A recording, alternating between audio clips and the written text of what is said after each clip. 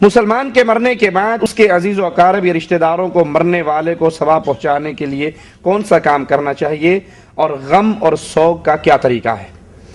کوئی مسلمان فوت ہو جائے، اس کے سارے اعمال روک دیے جاتے ہیں۔ رسول اللہ صلی اللہ علیہ وسلم کا فرمان ہے، آدم کا بیٹا جب مر جاتا ہے اس کے اعمال منقطع ہو جاتے ہیں سوائے 3 عملوں کے۔ اس حدیث میں 3 عملوں کا ذکر ہے۔ وہ عمل کیا ہے؟ صدقۃ جاریہ، کہیں درخت لگوا گیا، کہیں کنواں کھدوا گیا، کہیں ہسپتال بنوا گیا، کہیں مسجد بنا گیا، کہیں مدرسہ بنا گیا۔ وہ عمل جو مرنے کے بعد بھی اس کا صدقہ جاری ہے، لوگ اس سے فائدہ اٹھا رہے ہیں، اس کا ثواب مرنے کے بعد بھی اس کو ملتا رہتا ہے۔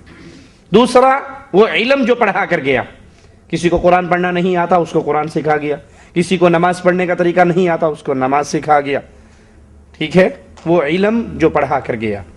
اور تیسرا، ولد صالح یدعو لہ، نیک اولاد جو مرنے کے بعد باپ کے لیے دعائے خیر کرتی رہے۔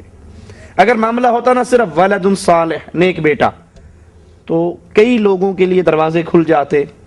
وہ سمجھتے نیک بیٹا درویشوں کو بلا کر گھر میں ختم کروائے، قرآن خوانی کروائے، مولویوں کو اکٹھا کرے، دیگ چڑھائے، ان کا پیٹ بھرے اور ان کو بھیج دے۔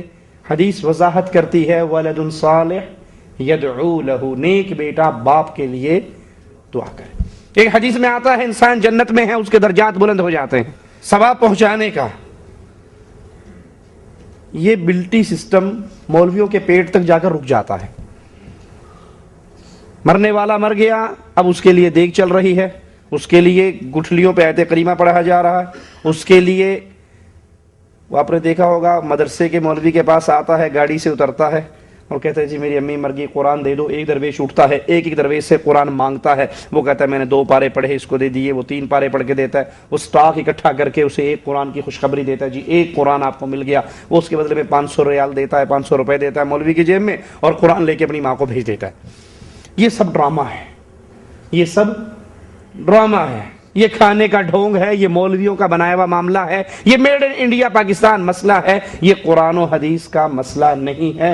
قرآن و حدیث کے اندر جو اعمال رسول اللہ صلی اللہ علیہ وسلم سے ثابت ہیں وہ عمل کرنے چاہیے، دعائے خیر کرنی چاہیے۔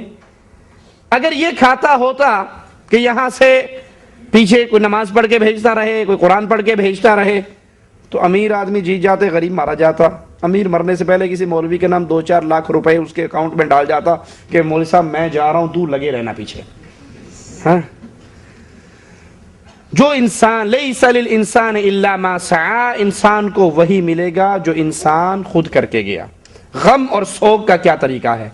کہیں میت ہو جائے، آپ ان کے گھر جا رہے ہیں افسوس کرنے کے لیے، تو انا للہ و انا الیہ راجعون، انا للہ ما اعطى وله ما اخذ۔ ہم نے بھی اللہ کے لیے اللہ کی طرف جانا ہے، اور یہ جو چلا گیا یہ بھی اللہ کی امانت تھی، ہم بھی اللہ کے ہیں، یہ بھی اللہ کا تھا، ہم باقی ہیں، اس کو اللہ لے گیا ہے۔ جو چاہے وہ لے جائے، جس کو چاہے چھوڑ دے، ہر چیز کا اللہ کے پاس وقت مقرر ہے۔ اصبر واحتسب، صبر کرو اور اللہ سے ثواب کی امید رکھو۔ یہ غم کا طریقہ ہے، یہ افسوس کرنے کا طریقہ ہے۔ اس کے لیے دعائیں خیر کرو، اس کی مردے کی نیکیوں کو یاد کرو، اس کی برائیوں پر پردہ ڈالو۔ جو ہمارے ہاں چلتا ہے، افسوس کے لیے بیٹھے ہوئے ہیں، ایک آتا ہے کلام بخشو جی، وہ ہاتھ اٹھاتا ہے کلام بخشی، ابھی ہاتھ نیچے نہیں ہوتے کوئی اور آ جاتا ہے کلام بخشو جی، اس کا ہاتھ اٹھ جاتا ہے، اس کے ہاتھ ابھی نیچے نہیں ہوئے تو کلام بخشو جی۔ یہ جو کلام بخشنے کا طریقہ ہے کہ آپ گئے، آپ نے 4 کل پڑھے، آپ نے سورۃ فاتحہ پڑھی، اور پڑھنے کے بعد اس کو اصحال ثواب کیا، یہ رسول اللہ صلی اللہ علیہ وسلم کی کسی حدیث سے ثابت نہیں ہے۔